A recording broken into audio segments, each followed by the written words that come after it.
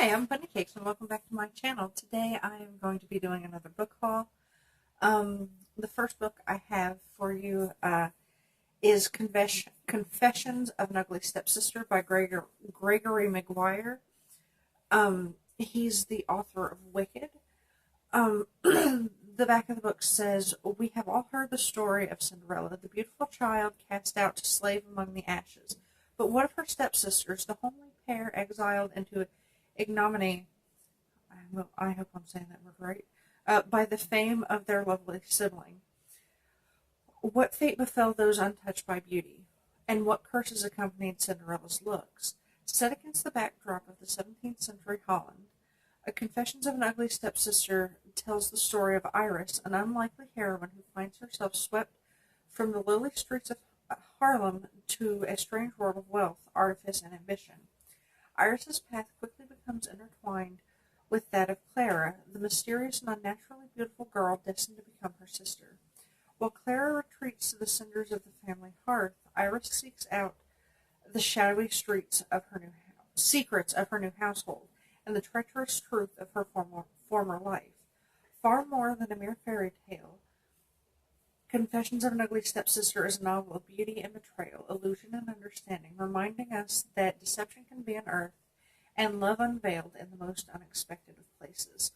I really loved this author's retelling of the world of Wizard of Oz in the Wicked series, and as you've heard me say before in other book hauls and other book reviews, I really do enjoy fairy tale retellings and like getting to hear the other side of the story. The cover of this book is really cool. I also like that it shows the inside of the pumpkin, and so you have this little hole in the front.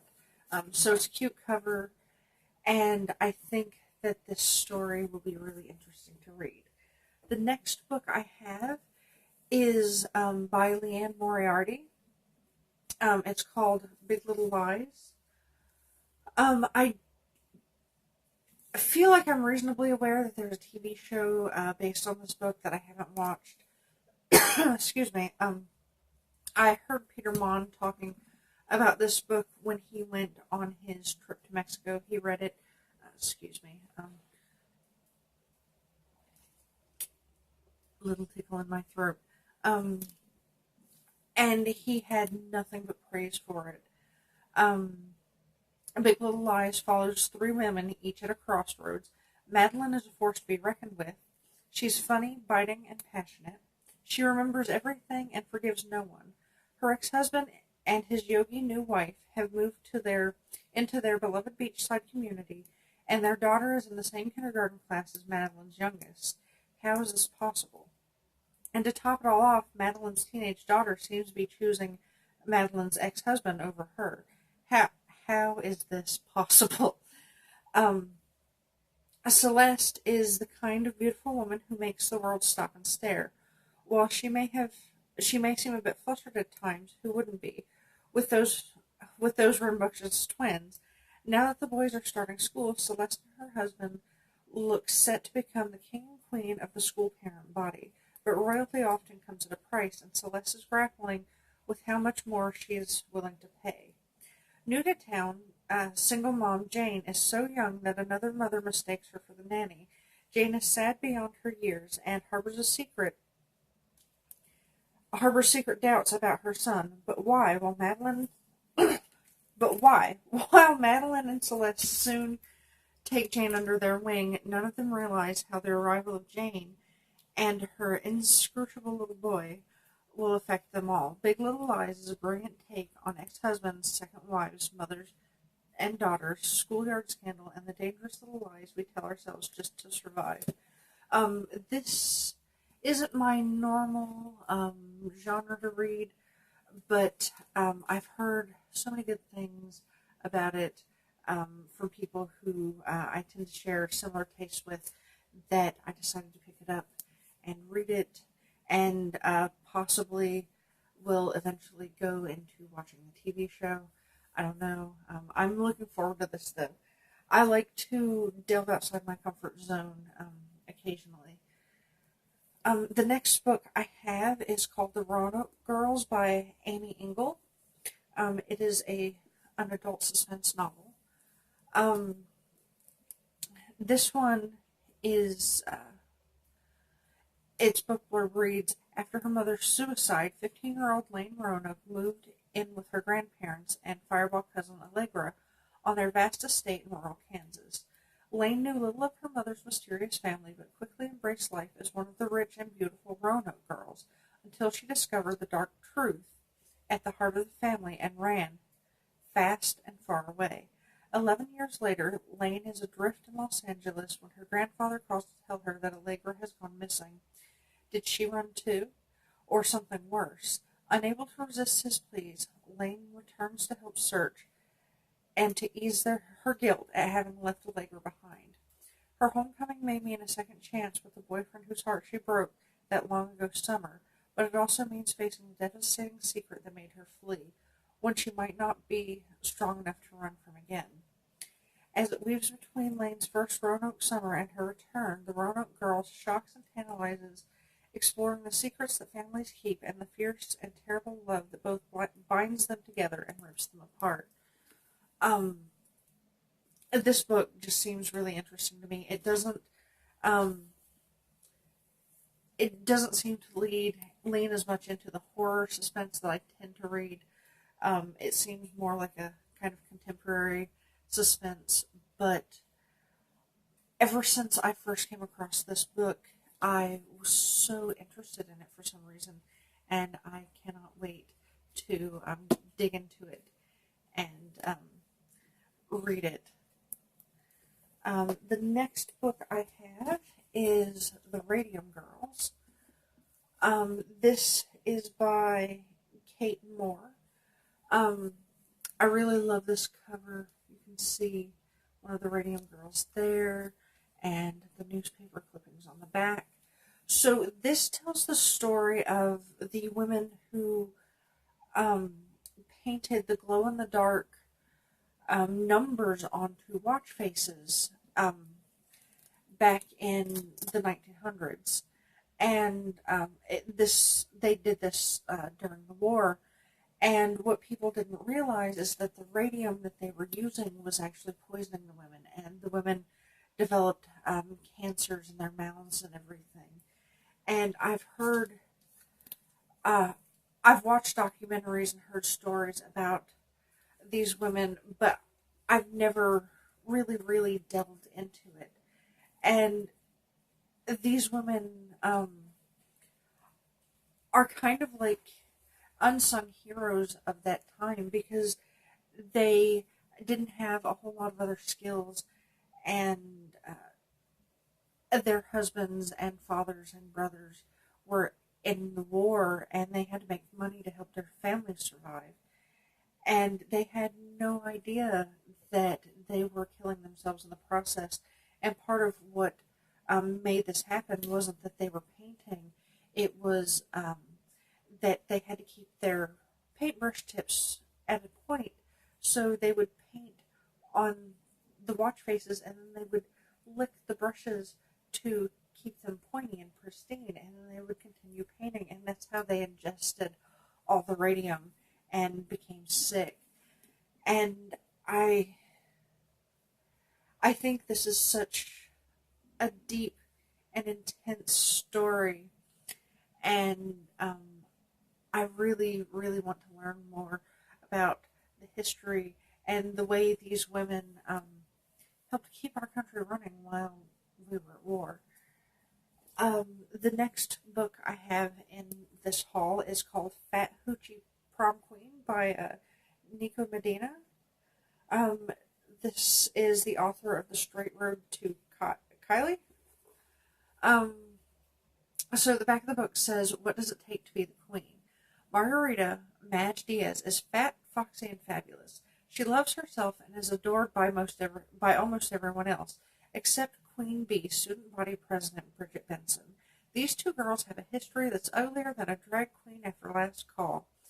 During a heated argument, they decide there's only one way to end their rivalry: be named prom queen, and the other backs off for good. Of course, everything looks different in the sober light of morning, but pride is at stake and the race is on. Madge is committed to doing whatever it takes to secure the title, but so is Bridget, and everyone has something to hide. Welcome to Winter Park High School, where the dirt's not just gonna fly; it's gonna go into freaking orbit. This is definitely not my normal read, but it seems light and fun, and I love that it is by a diverse author. It's about diverse character. Um, I love that it's about a fat character, and I do hope that by fat they mean like an actual big girl like me and not like a girl who's a size 10. Because I hate when they're like, when books promise me a fat character that like I can identify with, and I get somebody who is like an extra large. And I'm not saying that those aren't also big girls, but when you tell me that you're giving me a character that I can identify with, I mean, I expect her to be um, actually fat and not just chubby. Um, and also, I love that they describe her as fat, and it's not a bad thing. If you've watched my other channel, I have a whole video on how um, I am practicing the art of taking the word fat back for myself, and I describe myself as fat in a positive way because I'm fat just like I have purple hair. Or, well, it probably looks blue to you because it looks blue in this light, but it's purple. And my hair is purple, my body is fat. Those are both just things. So yes, I am looking forward to this book. I hope it meets my expectations because if not, I'll be really sad. Um, but yeah, it also seems like a fun light read that I'm really interested in. The next book I have is by Marie Nijkamp. Um, it's called This Is Where It Ends. And I have heard um, differing opinions on this book. I know that some people think it's a dangerous book, and some people think that it is a um, very much needed book. Uh, it is about a school shooting, um, and it takes place during the few hours that the school shooting happens. It has a line here on the book that says, "Everyone has a reason to fear the boy with the gun." The book blurb says, 10 a.m., the principal of Opportunity High School finishes her speech, welcoming the entire student body to a new semester and encouraging them to excel and achieve. 10:02 a.m., the students get up to leave the auditorium for their next class. 10:03 a.m., the auditorium doors won't open. 10:05 a.m., someone starts shooting. Told from 4 different perspectives over the span of a 54 harrowing minutes, terror reigns as one student's calculated revenge turns into the ultimate game of survival. Because I have heard so many conflicting uh, opinions on this book, it made me want to read it. That being said, I do know that this is heavy subject matter, and it might be triggering or very stressful to certain readers, but I do look forward to reading it and forming my own opinion. The next book I have on in this TBR is another fairy tale reimagining. It's called Dragons and Witches, and it is fairy tale villains reimagined. Um, it is edited by a woman named Madeline Smoot, and it is a compilation of short stories where, as I said, the villains are reimagined. The back of the book says, "Are bad guys always bad? Dragons and witches have traditionally been the creatures of nightmares, the villains of fairy tales that are intended to haunt readers long after the stories are finished. 10 authors reimagine these villains in different guises and styles and in new and meaningful ways. By the end, you will be left wondering, are bad guys always bad?" And this book has like I said, stories by several different authors, and it looks like a really interesting kind of quick, fun, get me out of my reading slump sort of read. Um, so I'm definitely probably going to read this next.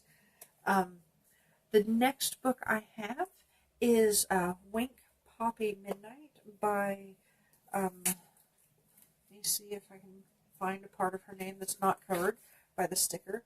April Genevieve Tukolk, I think. I really like this cover. It's pretty. I think that's why I picked it up. On the inner cover, it says, "Every story needs a hero, every story needs a villain, every story needs a secret. Wink Poppy Midnight, 2 girls, 1 boy, 1 summer, 1 bad thing. What really happened? Someone knows, someone is lying." So yeah, it doesn't give you a whole lot to go by, but I don't know, sometimes I pick a book up because of its cover, and it's just aesthetically pleasing to me, and I'm going to read it, and oddly, that little bit of almost nothing to give away the story makes me want to read it more. I don't know why. I'll read it and give you my opinion on it. And finally, the last book I have is Flame in the Mist. I love that cover. By Renee Adier. I've really got to start looking up how to pronounce authors' names before I start filming.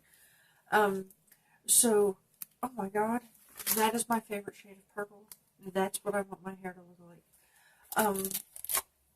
So this says, the only daughter of a prominent samurai, Mariko has always known she'd been raised for one purpose and one purpose only, to marry. Never mind her cunning, which rivals that of her twin brother, Kenshin, or her skills as an accomplished alchemist. Since Mariko was not born a boy, her fate was sealed from the moment she drew her first breath. So at just 17 years old, Mariko was sent to the imperial palace to meet her betrothed, a man she did not choose, for the very first time.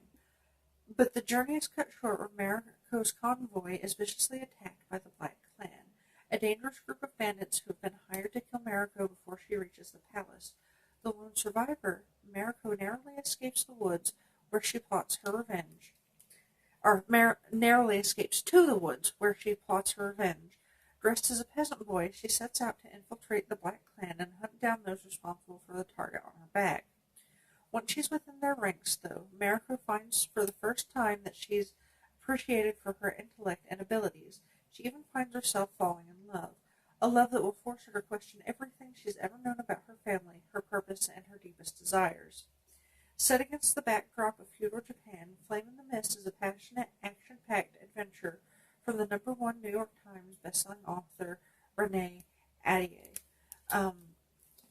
This actually, the story kind of puts me a little in the mind of Mulan, and I think that might be intentional.